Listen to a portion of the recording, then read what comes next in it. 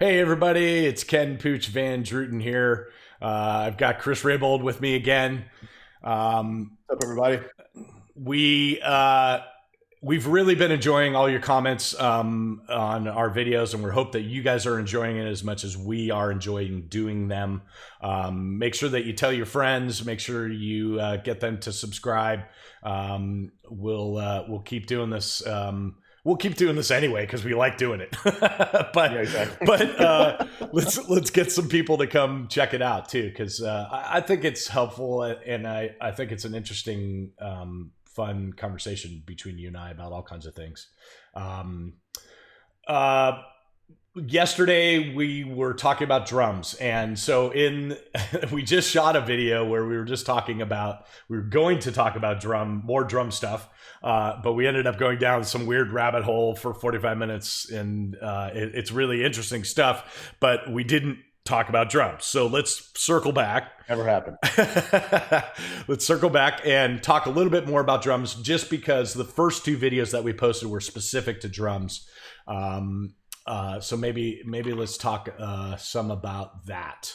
So let's see. We talked about mic choices and mic placement. And so I don't know. Do you want to go further in depth about the drum mixing, like as a whole? Like what's your philosophy when it comes to drums? I know for me, I look at drums like a whole instrument, right? Even though we are miking everything individually, the outcome of my drum bus, I want to sound like basically like I'm standing in front of the drum kit, right? Mm-hmm. So standing in front of a kit, to me, a drum sound, like the snare drums usually is louder than everything else, acoustically. So those are kind of the things that I shoot for when I'm creating the overall sound of a drum kit. That's like my philosophy in a nutshell. So what's yours? I think I have a couple different mindsets, and this has developed over time. My inherent want is I have grown to somewhat lament the fact that what we don't have, while we are mixing in a giant room, which ultimately kind of makes this, gives us this all-encompassing homogeneous environment that we hear everything. A lot of times, because we don't have the option of room mics, like true room miking a kit. Yep. And sometimes, we talked about using overheads yesterday to get a full drum sound.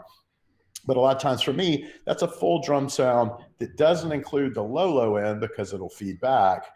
And I also do cut it up a little bit to take out some annoying stuff. So we never get that, at least I rarely get that picture of the kit as a whole. So where I'm going with this is, a lot of times what we end up with, if you're not careful, is this thing that sounds like a collection of inputs that make together a drum, and that's not natural. You know what I mean? Totally. So that's tough. So what I like to do, I mentioned yesterday being really influenced by Mutt Lange and from the, all these a Lindrum or this, all those things.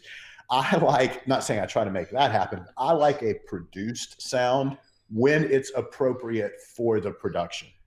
Interesting. You know what I'm saying? Now, so I like a sound that sounds like, I say this all the time, that I'll be like, well, we're just going to mess with it for a minute and sound like we did something, sound like we care, So I like to do that produced drum sound. On a few occasions I've done where I did Norah Jones for a minute and some of the Tony Bennett, Lady Gaga stuff, where there's this jazz stuff. And I learned this from watching Tom with Tony Bennett, Tom Young, where, you want to stay the hell out of the way.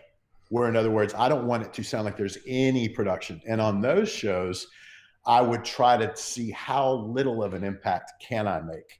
And I would make a point to try to only get away. First of all, I would only refer to it as the bass drum. Wouldn't even call it a kick drum. Right. And it was just barely on. And then I would use overheads, and that's it. And I tried to see if I could get away with that. So and we'll elaborate on all this, but as far as how I think, I like to get away. I like a produced sound because it's more fun for you and I to do. We get our rocks off that way. Totally. But it's gonna be appropriate. And because, just like yourself, I do a lot of different genres, I have learned over time what is and what isn't appropriate for what You know what I'm saying?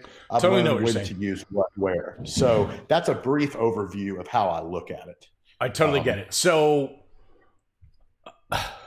I guess I'm trying to understand what is the indicator that decides for you whether it is a produced drum sound or whether it is a more natural kind of drum sound. Is it the records that kind of Yeah. dictate that to you? Okay. It's the records in the genre. Like let's be honest. If I'm doing, of course, I reference all of our current clients often because it's what's topical. If I'm doing Bruno Mars, I know what Bruno Mars's audience is used to listening to. If I'm doing Kenny Chesney, which those two couldn't be more diametrically opposed, but in a way they're not. That's a different genre, but with equal amounts of polish. But sure. I know in working with the artist, if someone's saying like, hey, I really want that trap snare, or if somebody's saying, conversely, they're like, man, I just want that AC/DC thing. Like there's people from all different musical walks of life are explaining to me what they want. I need to be able to have that. And if I don't have it in mind, I need to study it. So there's not much I do that's calling for super raw, organic. You know what I mean? Totally. Like it's pretty produced. And yeah, so the music will lead you that way. I don't know.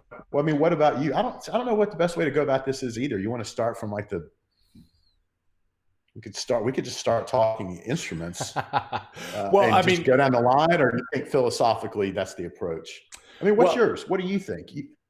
For me, it's all about the record dictating it. I mean, what I enjoy about live sound is the attempt at trying to get it to sound just like the record. Like that's my goal. I spend hours studying the record of the artist that I'm about to work for. I spend a lot of time listening to their music and understanding what their music sounds like before I even show up. So to me, it's about replicating that. And so, any way that I can get there, a lot of it is having watched other engineers, how they get there. Are you the guy? First off, are you a parallel drum bus compressor guy? Yeah. Okay. Sure. Cool. Yeah. On one of the other videos that I went through, I talked about my kind of routing, which was just real quick, go back over it. It's basically drum bus, then a squash bus, then a cymbal bus. So those 3 stereo buses then traveling into a regular kind of drum bus that may also have some kind of mastering on it. And prior to that, there's also, I do the same thing that you do. We talked about yesterday, where if there's 2 microphones, like 2 microphones and a kick drum, they get bussed together to end up in a single handle. And that single handle ends up in a regular drum bus and a parallel drum bus outside of the cymbals, which is differently affected. So there's a bunch of different bussing to get to where the final result of my drum bus, and a bunch of different processing. So that's mine quickly. And I already went through a bunch of mine on another video. Maybe take us down that road. Like, what's your whole, Sure. what's your deal? Yeah. And I listened to yours, and I didn't, as much as you and I talk, I didn't know that you separated cymbals out. But I get it. And I've thought about doing that, or a version of that too. So I thought that was really cool when I heard you say that. Mine is very similar. In fact, I get to the point now to where I wonder how I did it without parallel buses. But then I'll go back and listen to something from a long time ago, and I'm like, man, that sounds great. And I wasn't doing, it's like Totally. So mine is I don't do. Well, a friend of mine calls it the pre-bake, and he just means every stage of processing you do. But we both do the same thing, where I have essentially a kick group, a snare group, a toms group, over group. Hat and ride are the only things that kind of ride free. And so those are like, there's this incremental stage of kind of, putting the clamp on things, putting it in control. I will have, there's a dry bus. There is always one other parallel bus. Sometimes there's a third, and that third might only get it's weird. Sometimes to me, the kick, by virtue of using a parallel bus, can get way too out front.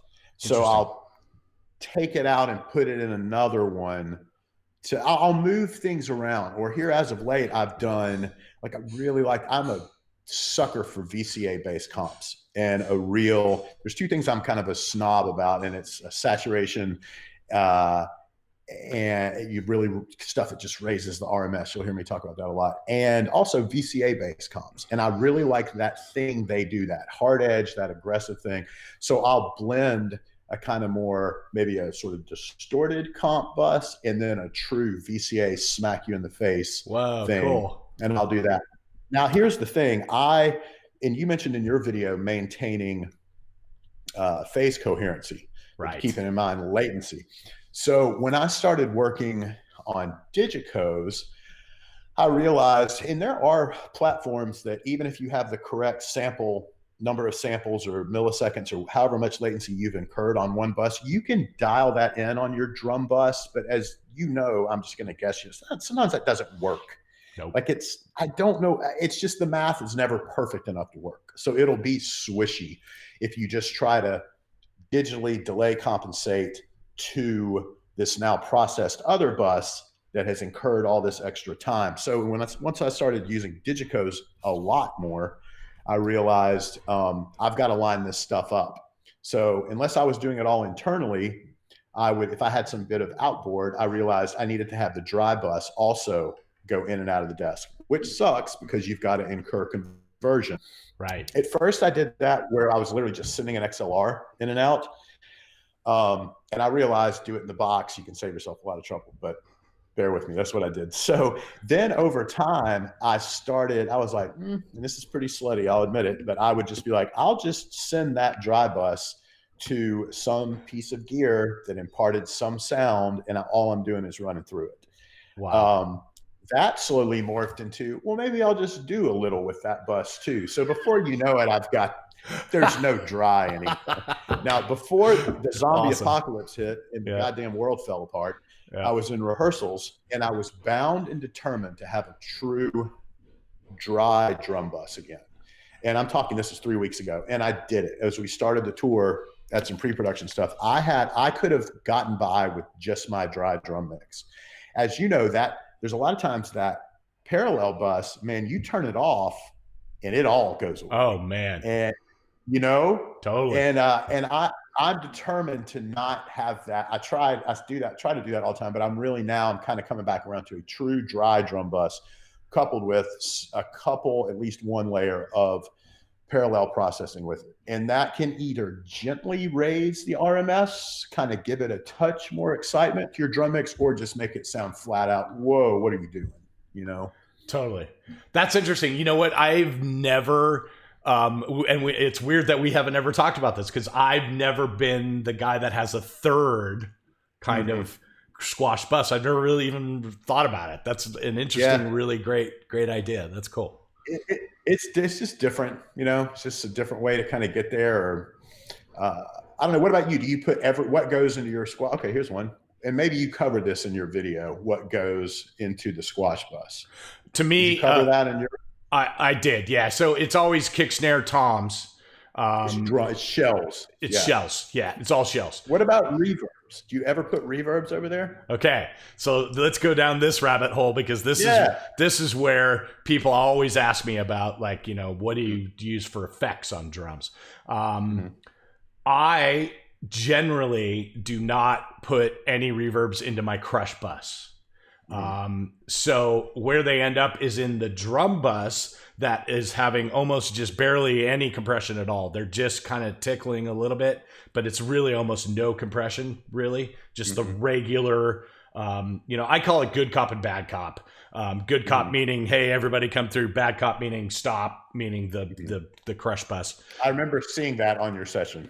Yes. Yeah. It's quite witty. I actually, you know what? It's funny. I got that from Greg Price. Greg Price was the guy that kind of came up with that, and I've just kind of adopted it myself and keep using it.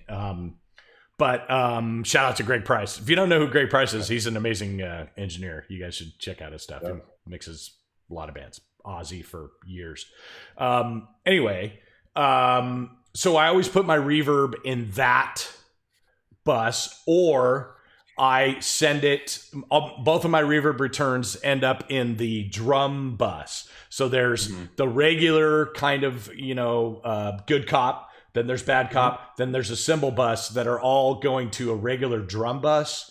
Well, then I'm sourcing those reverbs from individual channels, and then the return of that is going to that drum bus as well. So now there's 4 different buses, or more, maybe 5 different buses, because it could be 2 different types of reverb.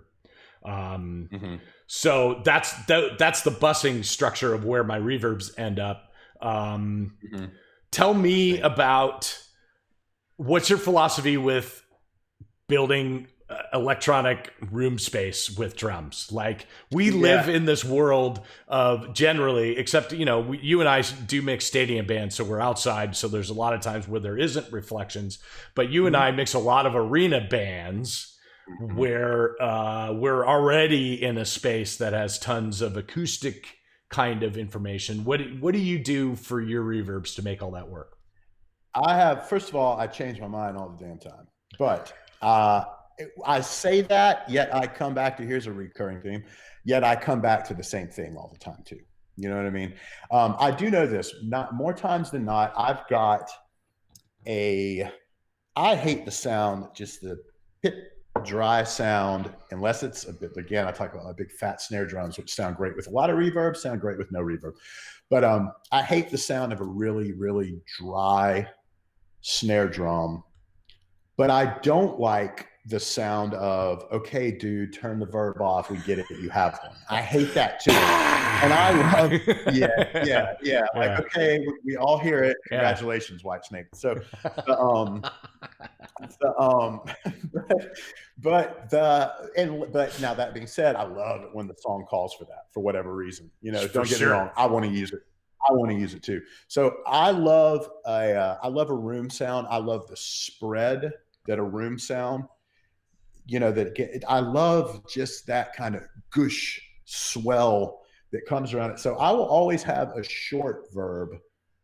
There's a million plugins I can source it from. There's also Brocasti's good. That Studio A for me is really, it just makes it louder. You really don't hear. So what's the other one? Studio B, all of them, far, medium, close, all near, all of those are really good. Yeah. So I'll have this verb that is a part of the snare sound, even in a reverberant arena. It still matters.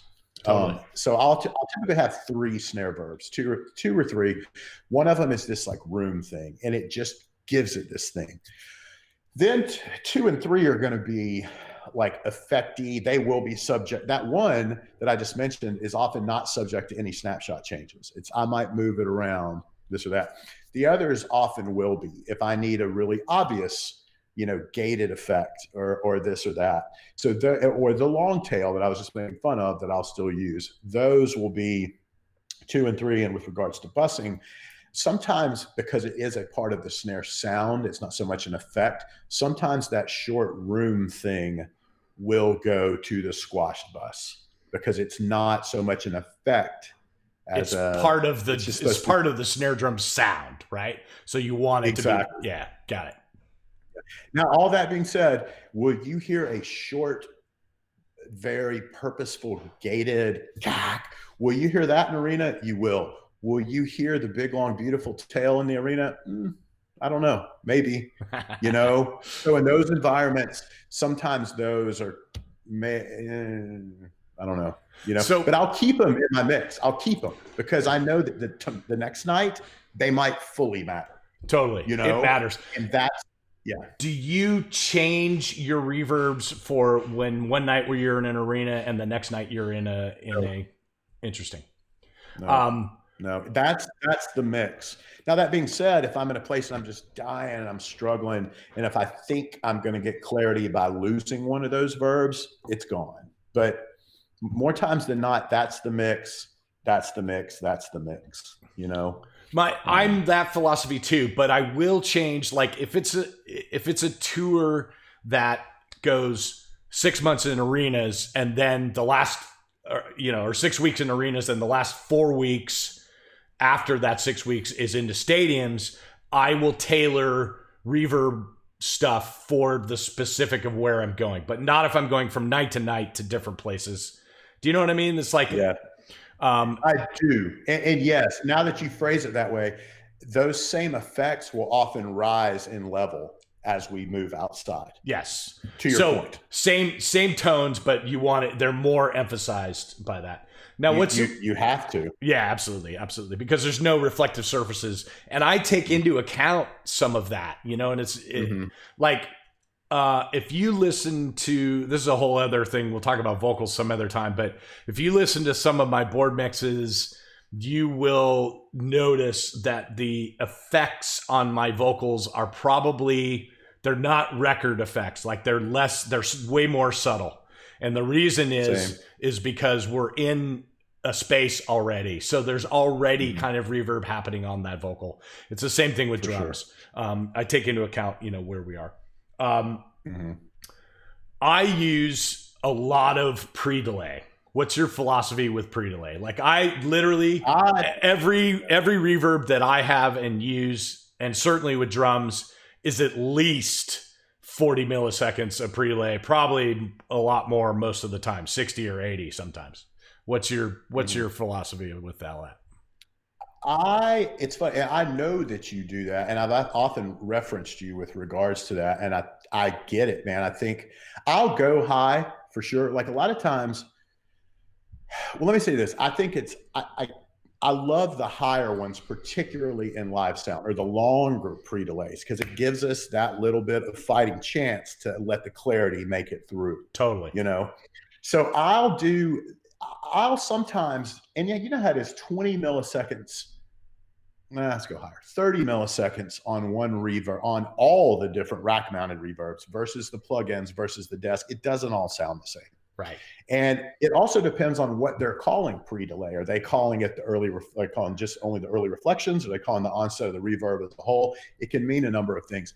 I'll usually do one of two things. Start at 0 and spin until, this is unless I know where I want to go. And there's a lot of places where I do know for sure, okay, I want 25 milliseconds or I want this. I'll spin until I hear something or until I think I hear something.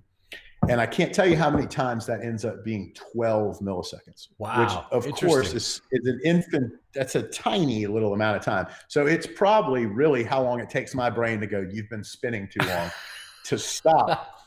But then I'll do the thing where I'll turn it until I hear an obvious repeat.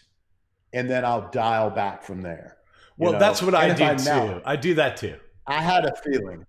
Yeah, and you know how it is, if you know the verb, you know exactly what you want. And if you do know the effect you're shooting for, you're like, you know, you went ka-oom, totally. Ka-oom, do you have a type? I'm all over the place. Yeah. Well, I mean, I am too, and it kind of just dictates. The song dictates like what the reverb is, but I'm just speaking in generalities. Sure. Do you have a type of reverb that you like, that is like your go-to? Like for me, halls are almost always the ones that, like if I'm struggling, I'll say, nope, I'll go to a hall and I can figure it out and adjust how that hall is, the tail of it and the early reflections and the pre-delay of it. I'll adjust all those things to make it to what I wanted to make it. But the overall tone of reverb, like halls are always my favorite. Do you have a favorite? Real quick sidebar. So Pooch and I had a gig. I started this gig. Pooch took over. Then Pooch had to leave because life called for like 2 seconds. I had to go back in. And I remember it was outside in a flat open field, as good as it can get. And I was sitting there with your mix on a mix I also knew. Yes. And it's funny. I remember when we started checking drums, I was like, what is going on there? That's badass. And I had already looked at everything. So I knew. I didn't just like turn it on and go, what's going on? No. Yeah. And that's a whole other topic there. We should talk about that sometime, kind of the handoff that we did that time, how it went totally from around the box to in the box, yet somehow was the exact same story. It was the exact same story. But there was one thing you had to, and it was this hall reverb that I was like, God, that's amazing. And I'm pretty sure that was out of H-Verb or something. I can't remember where it's from. But yeah, so I know you like that sound, and I liked it too. I like room sounds, and that can be any number of rooms, from let's just say I like rooms. I like a room for that Cool. quick thing. I also like brighter plates. I love the sound of a tail of any plate. I love the sound of a good tail coupled with a good source on any reverb. But I like taking a bright plate and gating it myself. And the important thing there when gating it yourself is to key. You don't just gate the verb and the verb is the source. You gate it. The sidechain input is the snare input. And that'll keep it from chattering, you know, as it dies, as the tail dies on the gate. Cool. And so I'll do that, and I'll either just choose a time that I like. I often have that gated sound very, very low. So it too is kind of similar to that room thing that I do. It's just a presence about it. But if it's a little louder in the mix, I'll time it to the song's BPM, and I'll usually like a quarter note or something, or honestly, whatever feels right. So I'll find it between the hold and the release. I'll come up with a time that's works with the song. So that's usually verb 2. So 1 is the room, whatever thing. It's usually a room. That might even be a plate, whatever it is. Let me just stop here for 1 second, because I do want to point out to people that even with reverbs, when we're talking about reflections or talking about tails of stuff, we're still thinking about doing things in time. That was a really interesting point that you said, that like I often, not all the time, but I will often make a pre-delay be in time with whatever it's, you know, whatever the track is. So for instance, if the quarter note is, you know, 200 milliseconds or whatever, you know, you do the math on it, you say half of that is 100, half of that is 50. So then now my pre-delay is 50 milliseconds. And that's tempo dependent. It could, you know, whatever the tempo is. If the quarter note delay is 211, you know what I mean? It's half of that and half of that. By putting things in time, either reflections or pre-delays or tails, like what you're talking about with gating in time, it makes all the difference in the world when it comes to reverbs. I just want to point that out as you were talking. Yeah, for sure. And then when we talk about that long reverb, which I'll tell you in a second, is using my snare verb 3, that will be based tempo dependent usually on the length of that. So now that being so, that's typically what I'll do with the second verb. It's either it's a plate that's either is or is not gated. The third reverb I'll have either is usually the one it's going to be very, very, very effecty. It's going to be that long ballad type snare verb, or it's going to be like an inverse, like non-len type thing. That'll usually be on 3. So 2 and 3 are usually moved with the snapshot to create a very specific effect. 1 is more of just an enhancer. Real quick before I shut up, I will say that the second one that I like a brighter plate is oftentimes also an ambience patch. Got it. Like an RMS, like an older AMS RMX 16, or a Clark Technic 780, or some grainy kind of cool ass thing like that. So that's kind of how I do my verbs. 1 does go a lot of times to the crush, or can go to the crush bus. 2 and 3 never go there. They always stay in just the dry bus. So I want to kind of just go back and just make sure that I understand. So you have 3 reverbs that are kind of snare related, right? Yeah. And then a 4th reverb that is the overall kind of picture of the drum kit, or no, close. That first one that I mentioned, sometimes I'll have a room thing that like every shell goes to. Like I know you're a big proponent of. I am. Yeah, you're a big one. Like you'll send your kick to that too. I will do that from time to time, not as often as you will. More times than not, I'm not sending. Usually for me, it is 3 snare specific verbs. Interesting. So that's just 1 through 3, and so rarely do I have something that's where all the shells are going to it. But I do it from time to time. That's interesting. And you do that all the time. I know you've got your kick snare thing. Almost everything. So my philosophy is a little bit different. Like any reverb that the snare is doing. So I basically, like, my basic thing is always just 2 reverbs. But there's a snare focused reverb, that it's really, the reverb is designed to be the snare drum, has a little bit more pre-delay, and it's usually kind of a shorter room, you know. That goes to my kick drum. So it's really a kick and snare reverb. With it's in separate sends. So the reverb, if you listen to the return of the reverb, there would be a lot more snare drum than there would be kick drum in it. But there is a fair amount of kick drum in it. And what I'm doing is kind of creating a space for just those two things, kick and snare. And then my overall shell reverb usually doesn't have the kick drum in it. It's usually just snare and toms. I got it. But it just depends. And then sometimes I also use sometimes a third reverb to kind of create, you know, effecty things. And then, you know, a lot of times you need even a fourth reverb for, you know, that one song that's got that, you know, weird snare hit in it, that thing or whatever, you know. So I just, you know, I was bringing this up kind of to point out to people that in both of our drum sounds, and I bet most, you know, higher end engineer guys don't just use one reverb on their whole kit. It's several, it's a combination of several things to kind of create space. So yeah, man. And I've got a toms verb. I don't know. Do you do a separate verb for the toms? I don't. Mine is the overall along with the snare drum.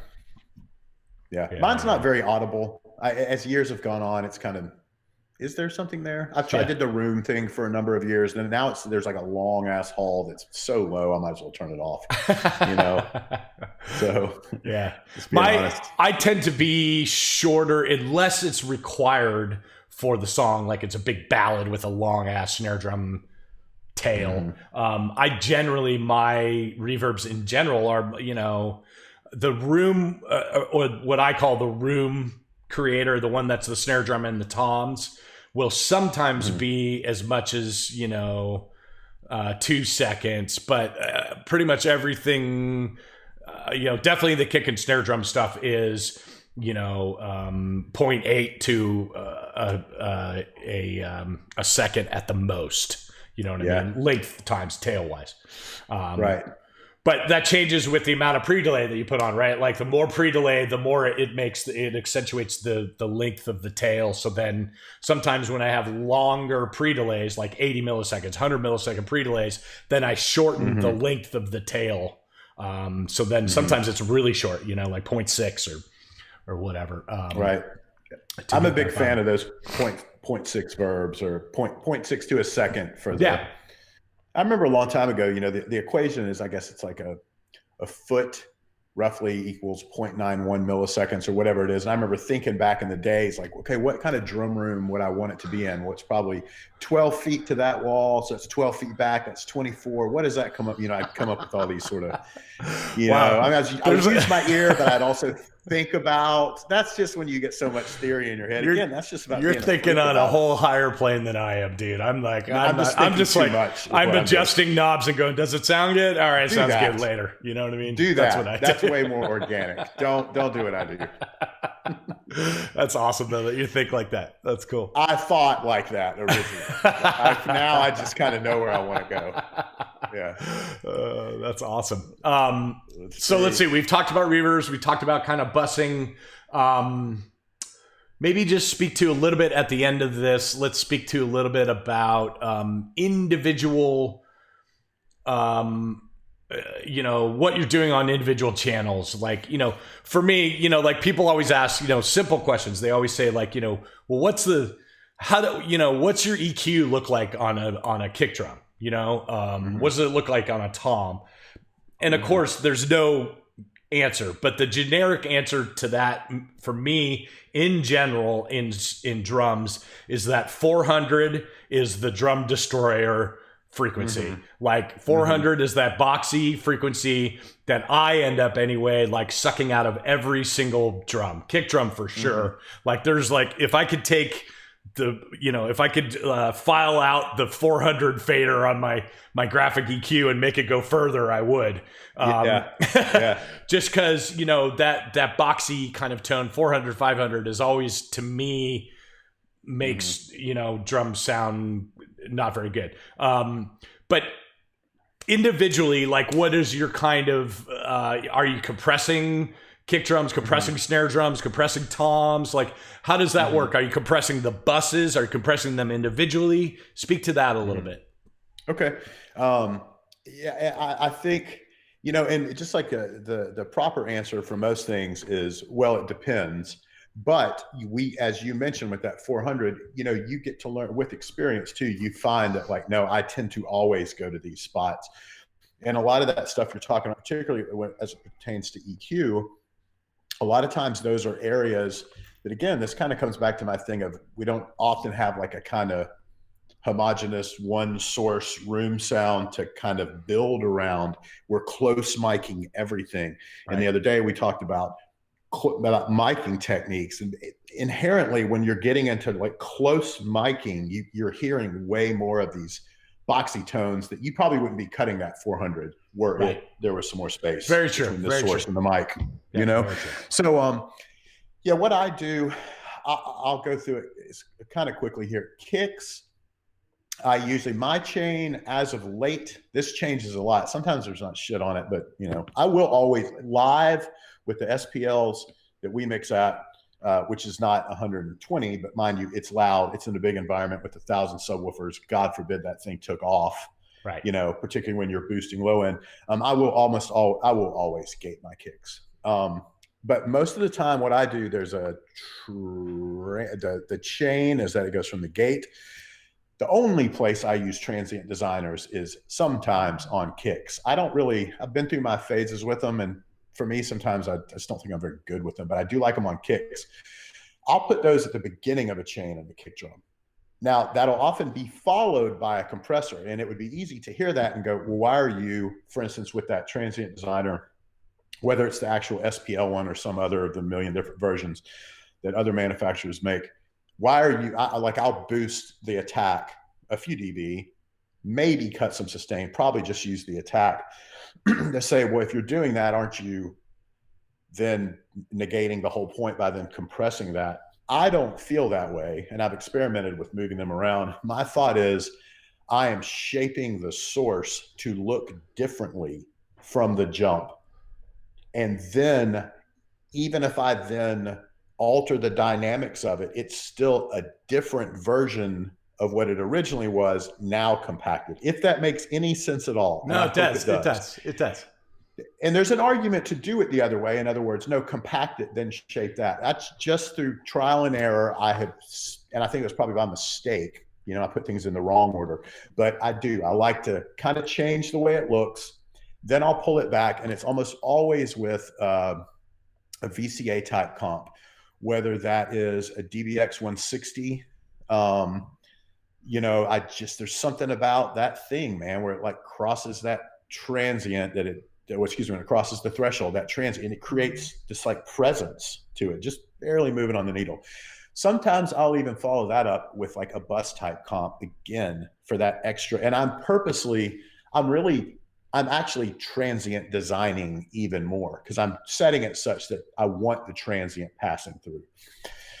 So I'll do that. That'll be the chain. So transient designer into some sort of comp, then into some sort of EQ. I'll do those on the individual kick channels, because whereas with the snares, I often blend the mics to get a sound. Sometimes with the kicks, I'm only using one.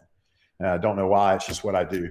And then those get sent to a bus. Here lately, I've actually been, I don't know if you remember, you came and hung out with me in Dallas one time when I came through with Bruno, and I'm like, check this out. I'm like, I'm putting this limiter after everything, and I swear I think it sounds better. And you just put your head in there for 2 seconds. You're like, yeah, it does. And I was like, oh, cool. I thought so. So a lot of times I'll put this limiter at the end of my kick channel. Yeah. And the reason I'm doing that specifically, or my kick bus, and if two sources are summed, I need to let this be said. And the EQ comes after all that stuff I mentioned on the individuals. If those kick one and kick two get summed, I bet you I'm EQing more, because they will create a different sound that, you know. Anyway, I'll put a limiter at the end of that. And that is, again, to raise the RMS of that. I want that to be a brick of power, you know. And oftentimes, we could talk about this more now or later, but mixing organic live drums that are coupled with samples. I don't mean samples to enhance, but just maybe there's a clap or this and that. Yep. Suddenly you're competing against this thing that has no dynamic range. That's right. That even 5 to 10 dB lower in peak level than your sound still sounds louder. So that's just has been my attempt over the years to create these really processed sounding blocks of sound. What do you do? Because I keep going. What do you do on your kicks? What does it look like? Or is there a set in stone? There isn't. I go back and forth with new stuff that shows up. You know, if a new plugin comes into play, I'll start using it. I generally, my kicks and my snares, I go like this. The tone of them is centered around SSL G series channel strip. I like that EQ. I came from that. You know, when I was a studio guy, I worked on a bunch of E series.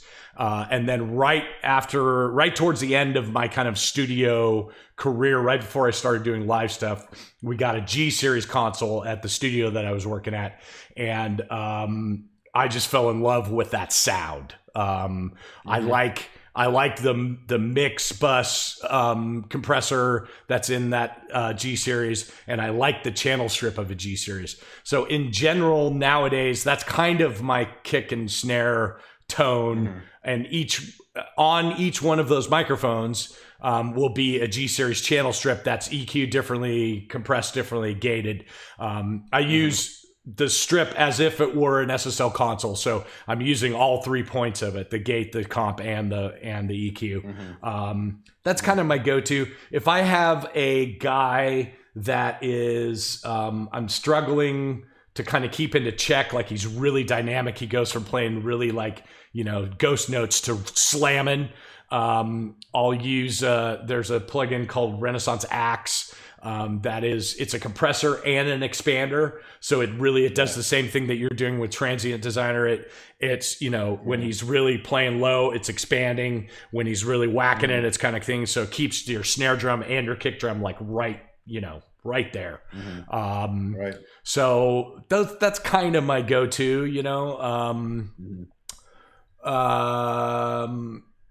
Yeah, I mean, you know, it changes though, man. I mean, it really depends on the tone of it, but I think that's kind of my go-to place. And this is the thing about proclaiming, you know, I do this. Like I say, I do this, not all the time. That's right. Like the thing, and that's what you're saying too. And I guess I should say, you know, I usually my EQ on kick drums, it usually ends up being an SSL.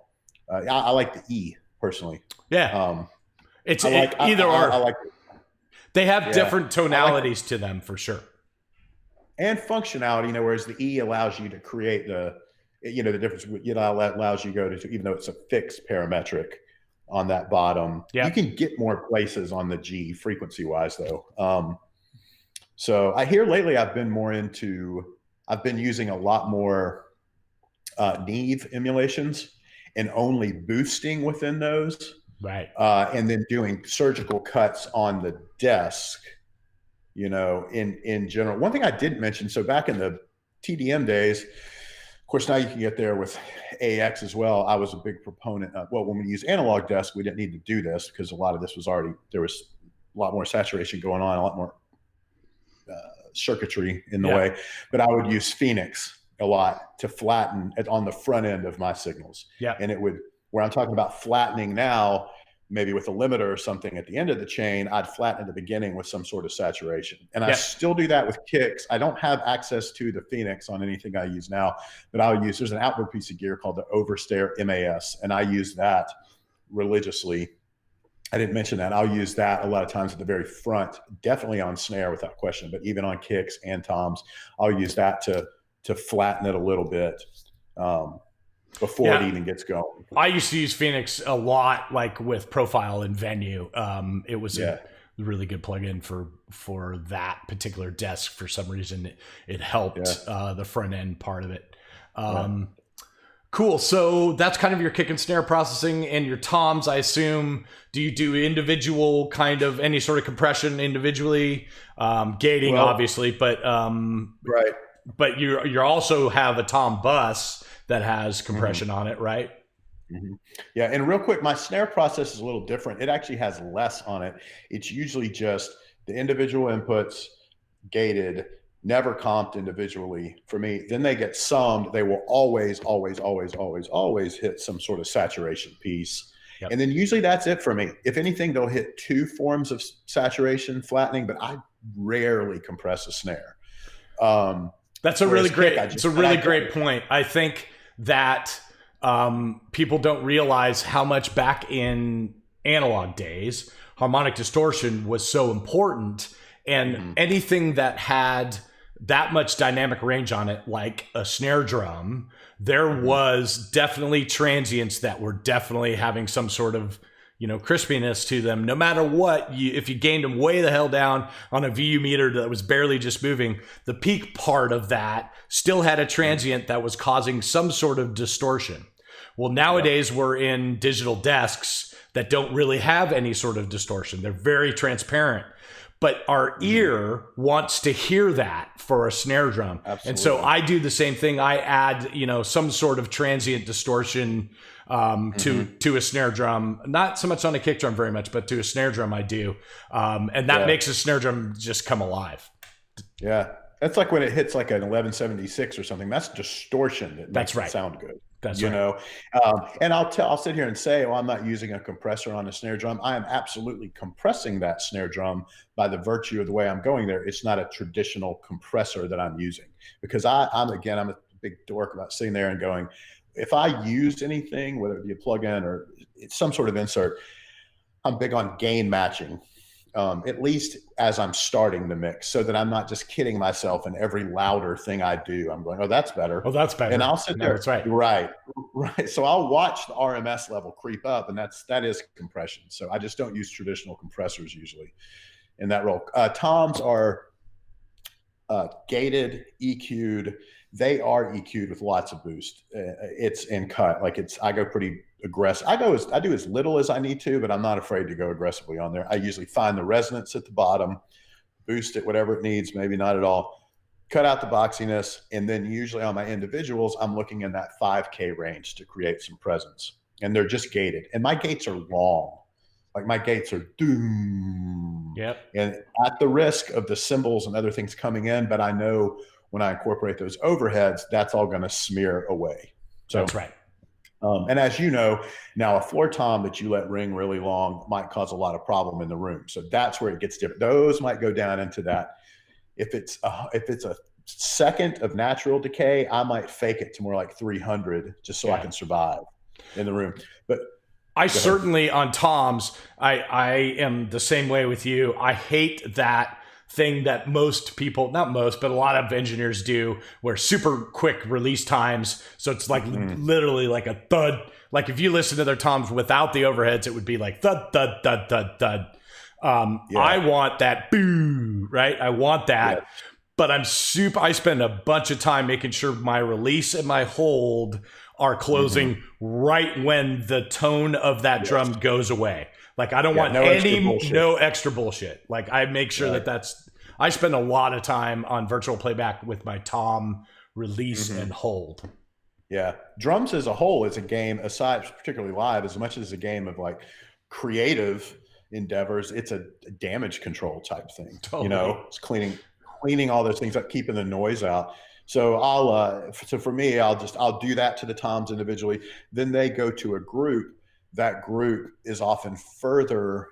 There's even more boxiness pulled out.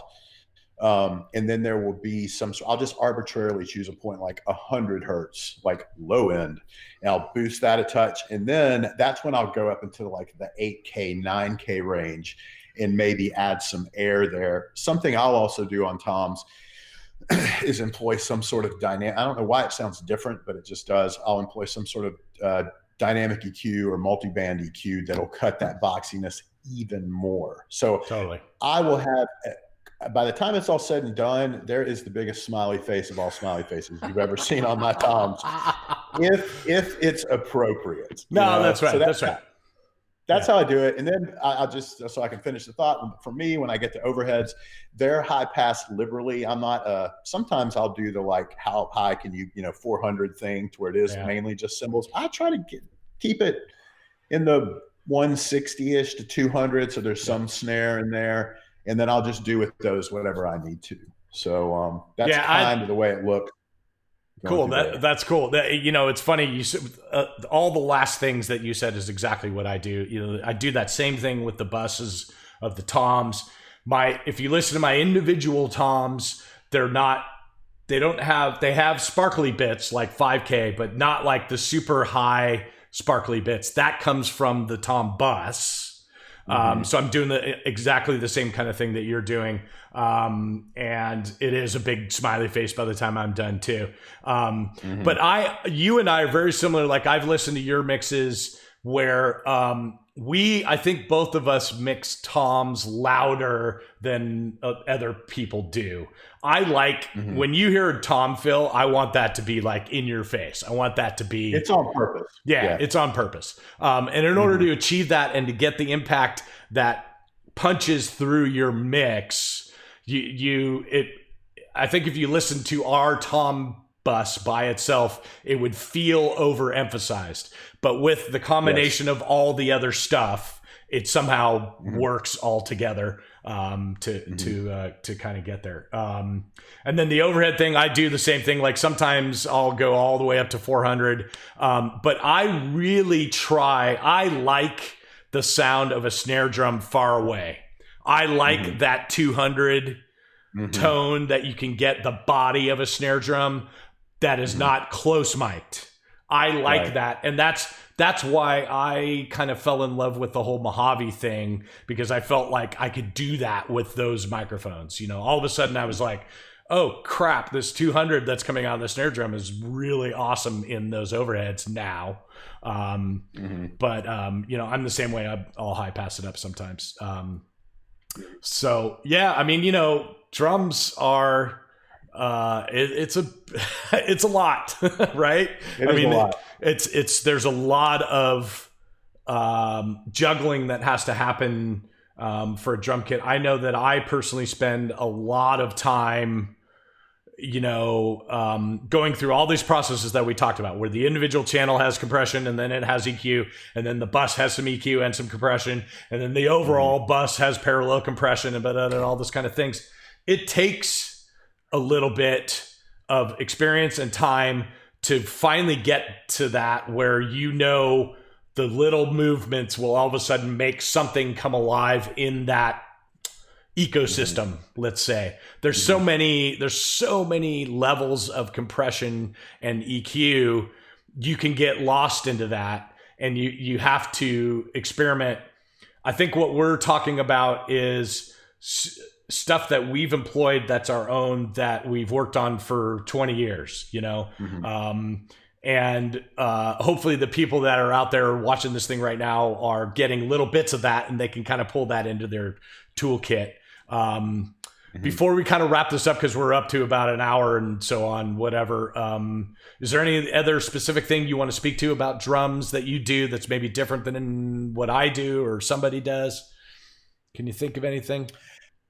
No, I don't know. For me, I guess be mindful. I guess something I would like to say would be mindful of your level as you're starting with that. If you can do the, like, what's everyone calling it now? The top down approach, where in other words, you've kind of got your buses fixed. Like I know my compressed drum bus often ends up at, let's say, -7 or something. And I do that, like I'll gain match them. Again, I'm real big on matching people, whatever. So you just essentially would start your mix that way. But I'll do it where sometimes I do that. Most of the times I'll just start with the dry and then I'll sneak the other one back up in, close my eyes, usually ends up at the same spot. But what I'm saying is be mindful that you're not clipping or almost clipping with just that dry bus, because by the time you add that other one in there, even if you're the kind of person that does a fast attack kind of parallel thing, you're gonna add level. Yeah. And so just watch your level as you're doing this. If you know you've got a parallel bus coming in there, just be mindful, think about what's coming up level wise. Right. So that's all about gain structure, and you kind of learn that too. Here's an interesting question. As you were saying that, I was thinking, are you the guy that when you're starting to build, like in rehearsals or whatever, I'm not talking about like your everyday where you're making adjustments, when you're starting to build your drum kit, I start with bus compression out. I start with, the individual channels and getting them to where I feel like they are as good as they're going to be. And then the bus compression. So like even parallel bus compression is not engaged when I first start. I mean, it gets engaged pretty quickly. Yes, but I kind of start that way. How do you build your drum mix? Yeah, that's interesting. I do usually start with everything out. Yeah. As far as both the bus processing on the drum buses and the stereo bus. But like you, me too. See, I've got all these little steps. Like Me I'm too. like, okay, but when I get here, that's when I'll bring this in. When I get here, and I do know, like yourself, it's particularly when we're harping on having familiar tools, familiar sounds, and goals with these things. I do know, okay, now's the time to incorporate that bus processing, because now is when it becomes a part of the sound. And it will improve. That by adding it, it will improve with whatever you have got going on. But as opposed to acting as a crutch. Totally. What I mean? That's what I'm saying is you can get yourself into big trouble, I think, starting with all that stuff engaged and creating sounds mixing into it, as opposed to having the sounds be them as good as they can be and then using that as a tool to take it over the top. If you're mixing into it, it's a different kind of philosophy, and that never made sense to me. And I know there's guys that do it. But I just wanted to point out the minutia of how we go. You know what I mean? It's like we start, at least when I think about an input, making that input sound the best that it can without any sort of bus compression, no master bus compression, no, drum parallel bus compression, no compression on the tom's bus, all of that stuff is like later on as I'm building in order to help it. It ends up being there. And definitely, if you pop that out, you will notice it. It becomes a part of the sound. But I'm just talking about from the get-go I just want to lead guys down that road of how we build. Good. I'm glad you do the same thing. I don't feel like an idiot. That's just how I've done it. That's great. Man, I'd like to come back around and do one of these too. Like, let's just go on one input. Yeah, because I remember again when I had to take over your session once. There was some different frequency. There was something different. There's some different stuff you were doing in the snare, and I'm like, it's so funny. After a while, it's like, how could you not have thought to do X, Y, and Z? There's only so many frequencies to choose from. But you had gone to some different points, and I was like, God, I just wouldn't have gone there. And it sounded great. So maybe one of these days, I guarantee we could go for an hour on just one input and that'd be totally fun. I think we should, and I think that we should maybe in the next ones coming up. That's a really interesting thing that happened specifically where you started a tour and you did the whole rehearsal period, and then I don't remember what you did, like 10 shows or 12 shows or something not even top. that many. Okay, maybe that. And then all of a sudden I showed up and basically took over your file. And you were having success. It wasn't like you were getting fired or anything. You were doing great and it was sounding amazing. You just had a family thing that you had to go to and deal with. So I stepped into that, and it'd be interesting to have a talk about like I didn't show up with my ego and be like, okay, I'm going to change everything and make it mine. Right. I ran with your file, like literally babysat your file going next for probably the first month at least that I was there. Right. And then I started to say, okay, everybody's comfortable. I'm going to start maybe, you know, adding a little bit of something that is a piece of me. But literally for that whole month, I was sitting there just babysitting you, because why change? That's something that, you know, I watch guys fail all the time. They show up and take over for somebody and try to, you know, I don't know why they do that. Like, why do they show up and try to mess stuff up? I mean, I know it's happened to you before. You know, someone's taken over for you, and all you hear about, you're getting phone calls like, why is this totally different? It's like, well, I don't know. That's, you know. Yeah. Well, you spoiled the shit out of me on that one. We should do one on that, because, you know, the way, by the time I got to your file, it was totally rewritten differently, specifically for you. And how but it was a year later though. It was, but what was cool is it told the same story. Right. That's in true. other words, and that's what was so cool. I was like, and so to me, that was the first. I had done a couple other sort of handoffs in my career, but I was like, oh, it'll always work this way. And then I tried it later, and I'm like, oh, Jesus Christ, Pooch spoiled me. That was too easy. That's funny. That would be a great case study, and for me, where it's both like plugins and some hardware, and you put it almost, aside from your stereo bus, almost wholly in the box. Yet it was like the same thing. It was so cool, man. It was so cool to find that. So that was a lot of fun. Yeah, we should talk about that sometime too. Let's do that. Let's do that on our next video. Let's talk about specifically all that handover stuff and individual inputs. I think guys would love to hear some of that. I think that, you know, we've done a bunch of videos where we specifically, I think we've harped on drums a lot. Although I kind of would come back around and maybe talk about specifically, you know, on channels what we would do.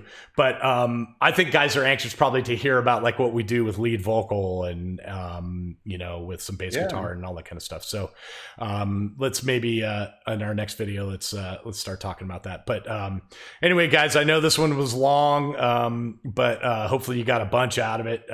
That's us. I mean, literally, what's funny about it is I know this video is like an hour and 10 minutes, but Chris and I could go for another 3 hours just talking about all of this kind of stuff, because it's so much fun. And boy, I learned a lot about what Chris does, and I'll probably check it out the next time I can get my hands on a console. Likewise. So, all right, man. Thanks a lot. I'll see you on the next one. All right, dude. All right, man. Later.